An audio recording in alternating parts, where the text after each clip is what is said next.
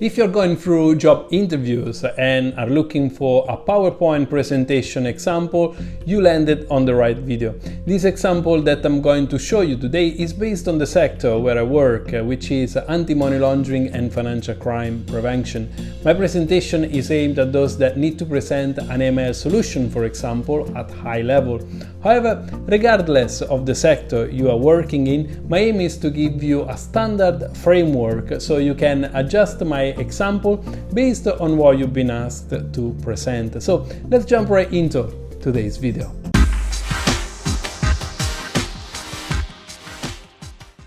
As you've gathered from the intro, today's session will be a little different than usual. So let's bring up some slides and we can explore the job interview PowerPoint presentation example that I've prepared for you.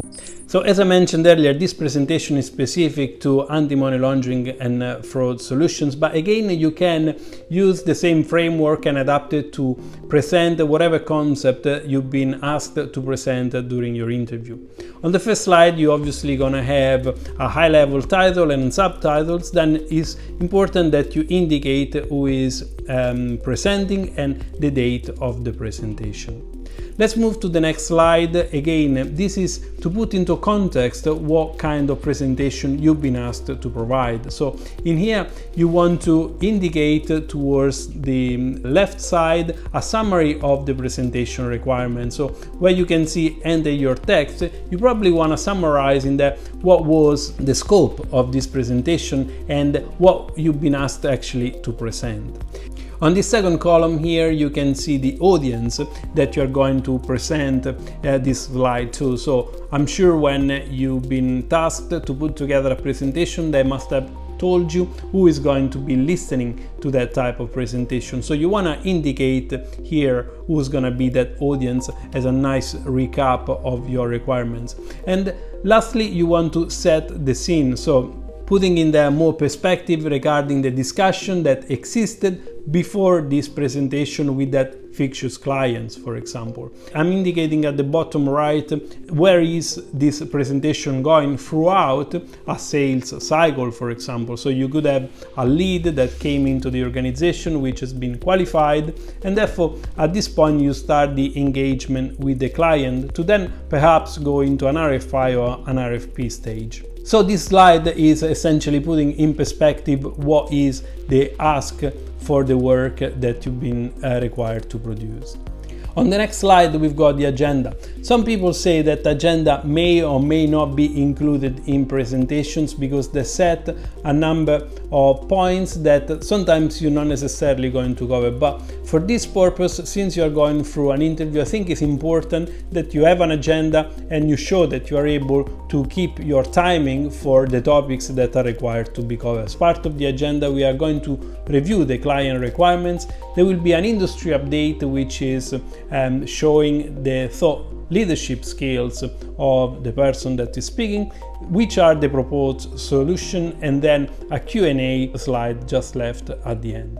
So let's move into the first part, which is the recap of the requirements. In here, you want to expand on how you have understood the customer requirements, and you can place in there the details that were given to you based on maybe a fiction scenario or whatever was assigned as part of your delivery for that presentation. The second point is going to be the industry update. Even if you work in another sector, it's important that maybe you put there a perspective of your knowledge about the sector.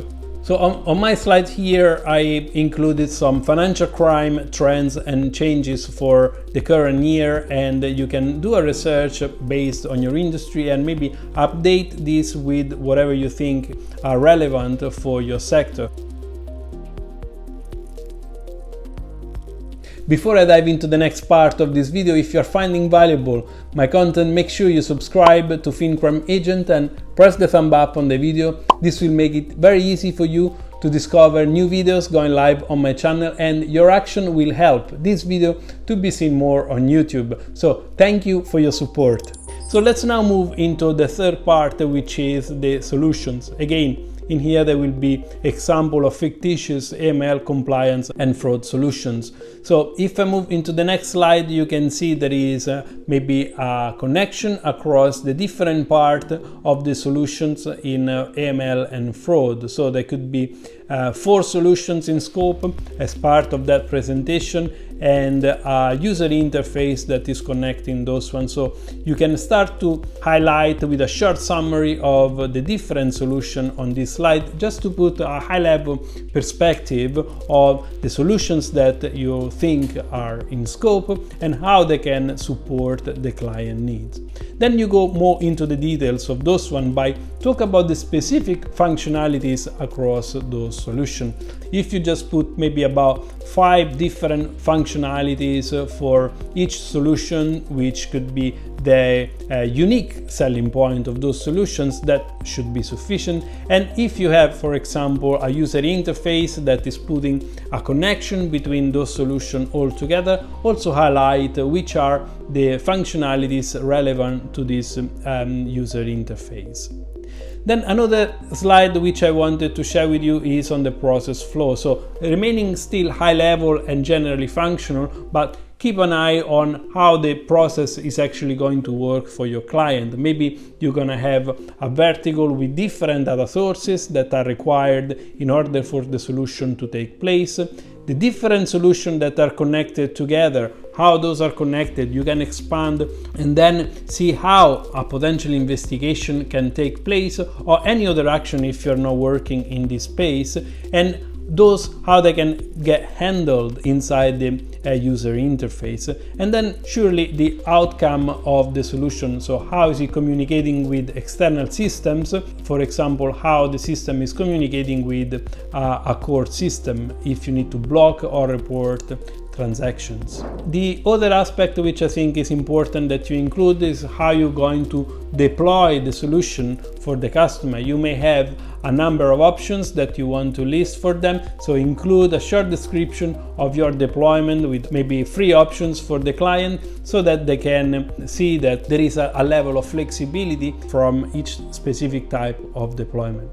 Then leave some time for Q&A. It's important that you give the opportunity to interact with your audience throughout the presentation, but obviously leave also some time at the end for questions and answers that may have to further expand on the slide that you put together.